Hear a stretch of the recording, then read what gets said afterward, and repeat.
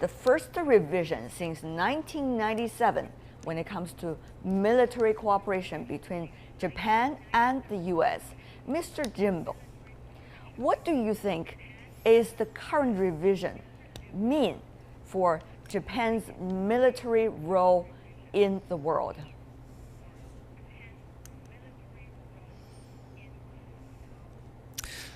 Well, comparing to the 1997 Defense Cooperation Guideline, the heightened tension in Korean Peninsula and also in the cross-strait relationship between mainland and Taiwan was a main issue of our concerns. So whenever United States decide to join in the contingency planning in those two regions, Japan was requested to provide the logistics support and how to ensure the readjustment of the U.S.-Japan relationship was the main agenda in 1997. But currently, I think we have a new situation when we face with the gigantic rise of the Chinese military power, which raises a lot of attention between Japan and China. And we also expand those role of the military and the alliance to the expanded area of domains, including the cyber and the space, so that we have to expand the scope of cooperation into that scope of area of cooperation right now. All right. Mr. Jia, Professor Jia here in Beijing, is the revision helping with the peace and stability in the Asia-Pacific region as claimed by both sides, Washington and Tokyo, or rather it is serving exactly the opposite purpose? It's a complicating factor. On the other hand, it's one thing for Japan and the United States to revise the guidelines. It's another for the actual implementation. These guidelines, how they're implemented depends on a lot of situations. Okay, let me just go through some of the things you just said. You said it is adding one more complicating factor. Exactly how will that complicate the overall situation from your perspective? There is a expansion of the scope of coverage to maritime sphere. That's the East and South China Sea, especially the South China Sea. This is the first time for Japan. And secondly, even before the revision of the guidelines, the current government of Japan under Mr. Abe has set up an office of arms sales. In other words, Japan is rearming a lot of these. This is a very new role, and with the revision of the guidelines, under the name of burden sharing, the U.S. is endorsing that. So those things do cause quite a bit of quiet concern, if not outright worry, not just here in China, in Korea, in the Korean Peninsula, and I've heard also as well in Southeast Asia. I see.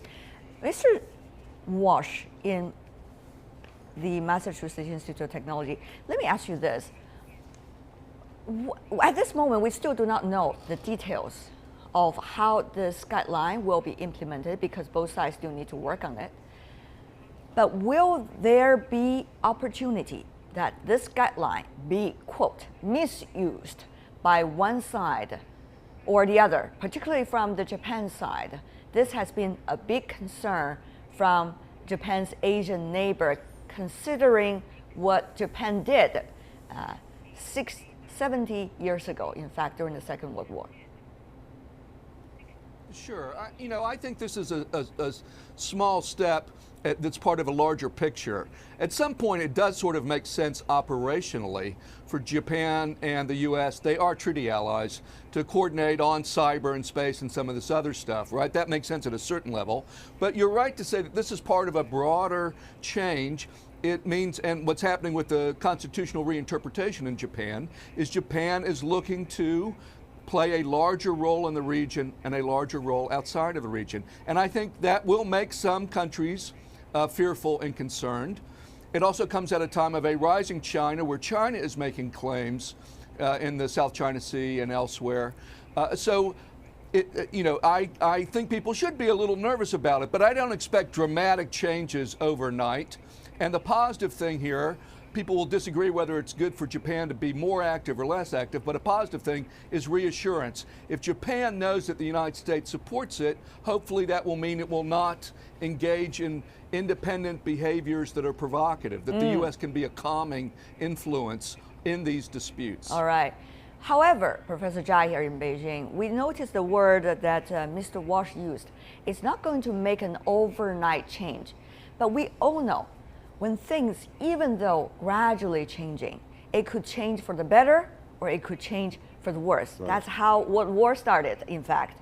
So is it really changing for the better or changing for the worse, particularly when you hear the Secretary of State from the United States, Mr. Kerry, talk about this island disputed between China and Japan fall into the Japan-US military alliance, which means that the United States would come to, quote, rescue if it is being attacked, quote unquote. So when all of these combined, is this, should we say, revision of the guidelines encouraging certain political changes inside Japan, or actually is calming down the tension of the region? I think that's probably the most important barometer when we say whether this is a successful guideline or not. This is a very long question, but I think I try to express myself clearly, Professor. Well, Mr. Kerry can justify himself by saying he did not say anything new because these things were said before, now just confirmation of what was said in the past.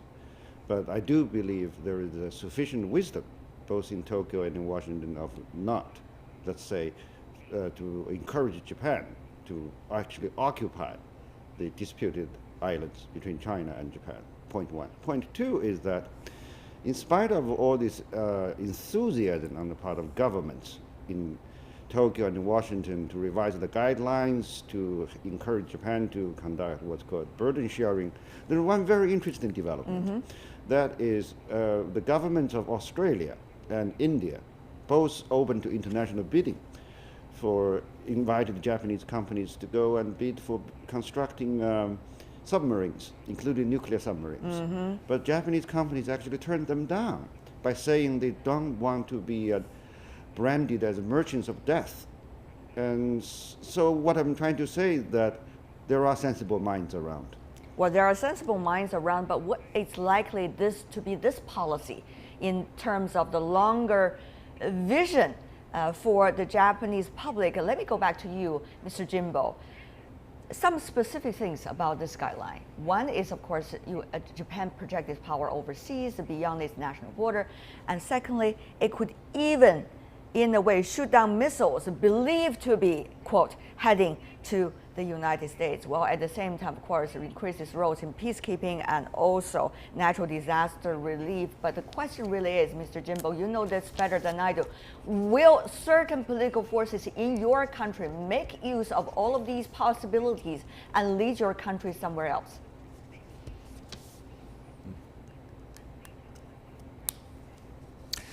Yes, this has been one of the grand debate in Japan, that how we should really think about the division of labor of the limited resources of our self-defense force.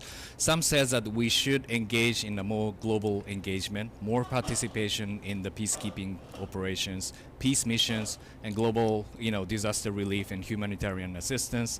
But others says we should focus on the managing the balance of power, especially focusing on the Japan-China management of the conflict. So that there has been a division of the debate there. But thing is, I think it is very important to enhance the role of the alliance for us to give leeway for our engagement, both in the enhancement of alliance relations, in the management of regional affairs, and the give a way for Japan to create the global law for the SDF. So that was how the guideline was designed, and this is how the way to make the two debates to coexist together. Right. If we're channeling our thoughts into the way that you have just described, this is quite understandable. And yet, let me ask you, Mr. Walsh, we are all aware, not long ago, Prime Minister Abe from Japan sent sacrifices to the very controversial Yasukuni Shrine,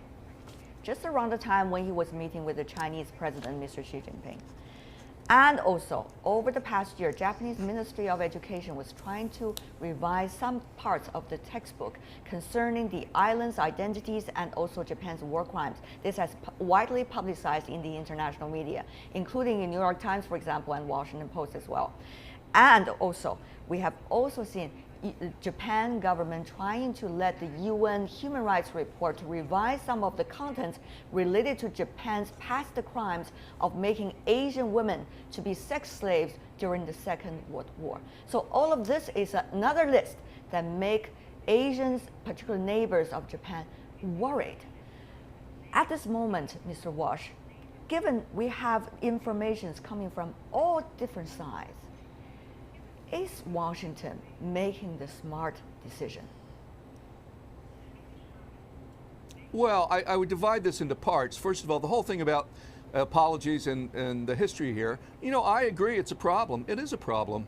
I think lots of countries, and including the U.S., including China, others, have historical topics they do not want to talk about, and they become difficult domestic political issues. But of course it's a problem. But I think what you'll see is the statements are getting better this year in particular, and I think as we come up on the 70th anniversary, we'll see a more forthcoming statement. But I sort of put that, yes, I understand it, but I sort of put that in a different thing. As far as going forward goes, which I think is different, I'm sympathetic to those who worry about a more, a forceful Japan. I totally get that. And frankly, I wish everyone would emulate Japan's current constitution. I would love all the countries of the world to have a more peaceful looking constitution. But Japan wants to be a normal country. It wants to be a normal country in the region. I totally understand that. That's the path we're on. I wish it wasn't true in some ways. I wish we would all act like Japan. But they're going to be a normal country, so they'll go slowly and carefully, but they're going to be more active in the region. Mr. Walsh said he is sympathetic to those who are concerned, and yet we all know when there was atrocities, sympathy certainly would not be able to solve the problem. Professor Zhang, from China's perspective, how concerned are we, first of all, given the list that I just mentioned, combined with this joint guideline between the U.S. and Japan, and particularly Japan's ever-increasing international role, with the realities we've seen with Japanese politics, even though China, of course, will not have any way to influence the politics, but certainly can observe what's going on inside Japan. Professor Zhang. I would think it's important and natural, both in the domestic, cultural, and political contexts, and also in terms of sending a message to Japan and its principal ally, United States, to express Chinese concerns. But as for the future, we should take a wait-and-see attitude. And after all, let's bear in mind, it's in Japan's right to be normal. It's in Japan's right to be more forceful, but it's also incumbent upon Japan to face consequences should it take actions that are destructive. Should it actually, let's use a military analogy, pull the trigger first. So we need to be concerned, but we need not be terrified and somehow, overreact. One of the things is normal. What exactly is the interpretation of normal? There are different interpretations, obviously, inside Japan compared to what we think here in China. And secondly, there has been a lot of debate about exactly what is the nature of this revision and how is that related to Japan, for example, Professor Jimbo, discussion right now with the United States concerning the TPP, 12-nation agreement, excluding China at this moment. Is there likely to be breakthrough? Is this going to be a wonderful gift for the Abe administration so he can come back home and say, we've got something and therefore we've got to give something back to the Washington?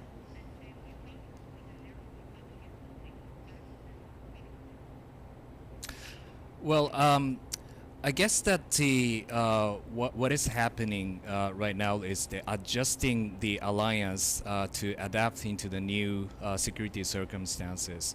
And the rise of China is a real phenomena for the defense of Japan, and we have to focus on the maritime security, and we also still remaining the issues of the Korean Peninsula and the Taiwan Strait issues. So that I guess that our old pattern of the managing of the legal system of Japan has to be updated. My question is more about the TPP. New alliance, I heard your point already. So that, more about TPP if you can.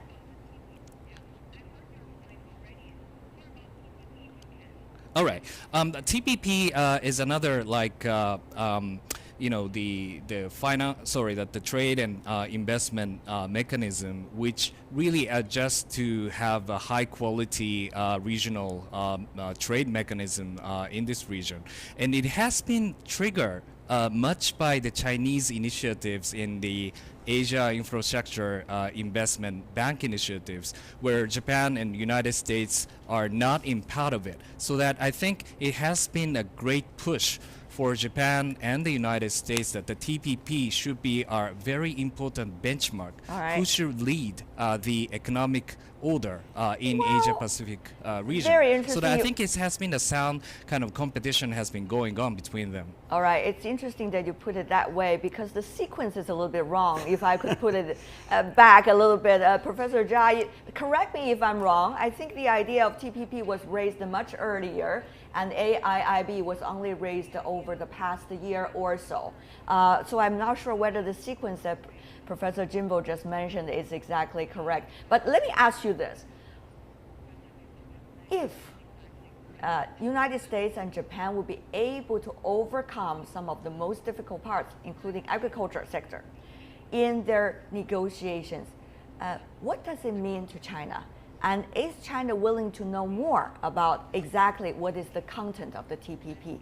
And may I just read you one quote of the United States President when he was receiving an interview by the Wall Street Journal. He said, if we don't write it, the Chinese gonna write it. We're gonna be shut out, quote. This is an exact quote in the Wall Street Journal. If this TPP is aimed at China, Professor Zhang, how should China respond? The TPP is said to be aimed at China, and China is quote unquote excluded from the negotiation table. But the truth of the matter is way more complex. China and the United States are negotiating a bilateral investment treaty, and the bulk of the bilateral investment treaty between China and the United States is exactly the same as the investment chapter of the TPP. So, frankly speaking, the U.S. ends up being the winner. It's having rules written together with China too, and most of us expect successful conclusion of the BIT between U.S. and China next year. I see. As for the U.S.-Japan part of the negotiation over TPP, let's face it, it's only two of the members.